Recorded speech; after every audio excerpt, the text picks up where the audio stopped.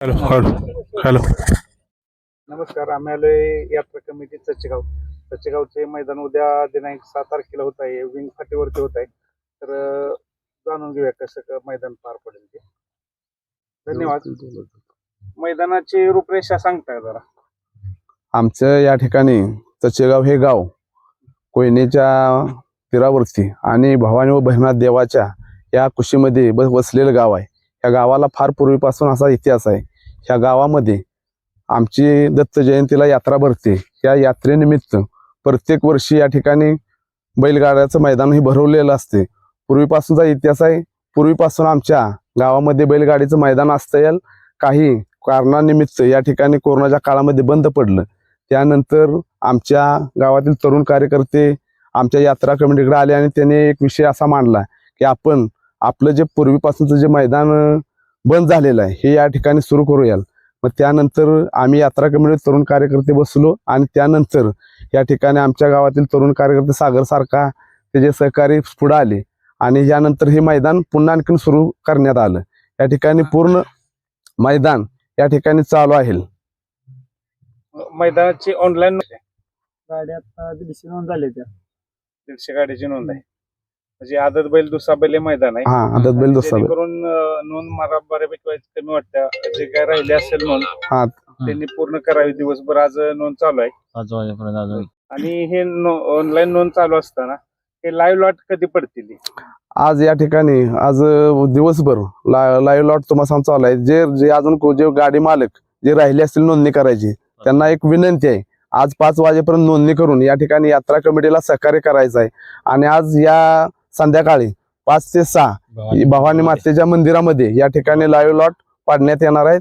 आपण सर्व गाडी मालकांना मी सर्व तरुण कार्यकर्ते ग्रामस्थ यांच्या वतीने यात्रा कमिटीच्या वतीने विनंती करतो जे कोणी राहिले असतील त्यांनी या ठिकाणी लवकरात लवकर नोंद करून यात्रा कमिटीला सहकार्य करायचं आहे. यात्रेचं मैदान असल्यामुळे सर्व बैलगाडी मालकांना एक विनंती आहे. हे मैदान कुठलं वाढदिवसाचं नसून लवकरात लवकर गाड्या नोंद करून घ्या. मैदानाचा नियम कसा असतील सांगा. नियम काय आपल्या आदत आणि दुसऱ्याचं वेगळं गट, आदत दुसऱ्याचं वेगळं सेमी फायनल फायनल नियम काय असेल तेच लागू आहे. ते सगळे. फाटीचं आता विंग फाटे म्हणजे सगळ्यांना माहितीच आहे. फाटीचं काय सांगायची गरज नाही. अशा प्रकारे गाड्या ज्यांनी कोणी नोंद करून घेतल्या नसतील त्यांनी लवकरात लवकर नोंद करून कमिटीला सहकार्य करावं. बक्षिसांची रूपरेषा कशी असेल काय? बक्षिसाची रूपरेषा पहिलं प्रथम क्रमांकाचं बक्षीस 71,000, द्वितीय बक्षीस 41,000 आणि तृतीय बक्षीस 31,000 आणि चौथं क्रमांकाचं बक्षीस 11,000 रुपये.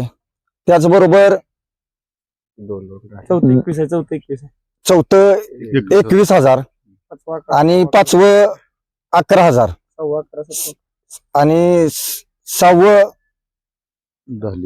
11,000 आणि त्याचबरोबर सातवं 11,000.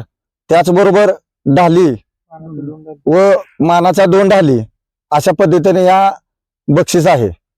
2 डाली असणार दोन्ही बैलांना एक डाल. दोन्ही बैलांना हे एक ढाली दिले जातील. फायनलचे पण किती आहेत? 21 आणि सन्मान चिन्ह. क्वार्टर फायनल हे बक्षीस आहे. गावच्या गाडीचं कसं? गावची गाडी पळणार का नाही पळणार? आज या ठिकाणी ग्रामदैवताची यात्रा असल्यामुळे गावामध्ये सागर पवार आहे, मनोज पवार आहे, हिंदकेसरी दोघांचीही नामांकित बैल आहेत. परंतु गावचं मैदान असल्यामुळं कोणतंही गावचं बैलगाडी या क्षेत्रामध्ये पळणार नाहीत. म्हणजे विशेषतः चांगला निर्णय घेतला की गावची गाडी नाही म्हणजे वशिलाबाजी काय होणार नाही. असलं काही सुद्धा नाही. कारण हा बैलगाडी क्षेत्रामध्ये जे कोणी परगावून येणारे बैलगाडी मालक आहेत त्यांना विनंती आहे की आमच्या गावचं जी नामांकित हिंदकेसरी बैल आहेत ती या मैदानामध्ये पळणार नाहीत याची सर्वांनी नोंद घ्यायची आहे. अतिशय चांगला निर्णय आहे. अजून काय सांगाल का? आज या ठिकाणी आमच्या भवानी माता व भैरवनाथ यात्रा निमित्त ज्याला अखंड महाराष्ट्राच्या कानाकोपऱ्यात निवेदनाचा बादशाह म्हणून सागर पवारची ओळख आहे त्या सागर पवारांनी आज आमच्या यात्रा कमिटीला सोबत घेऊन हे अतिशय चांगल्या पद्धतीचं या ठिकाणी बैलगाडी क्षेत्राचं नियोजन केलेलं आहे. आणि नियोजन करीत असताना आमच्या यात्रा कमिटीला बरोबर घेऊन पूर्ण विश्वासात बरोबर घेऊन हे बैलगाडी क्षेत्र भरवलेलं आहे. त्याचबरोबर या ठिकाणी कोणत्याही बैल मालकावरती अन्याय होणार नाही, कारण जे बक्षीस आहे ते रोख बक्षीस या ठिकाणी मैदानामध्येच दिले जाईल, कुणाही अन्याय होणार नाही. धन्यवाद.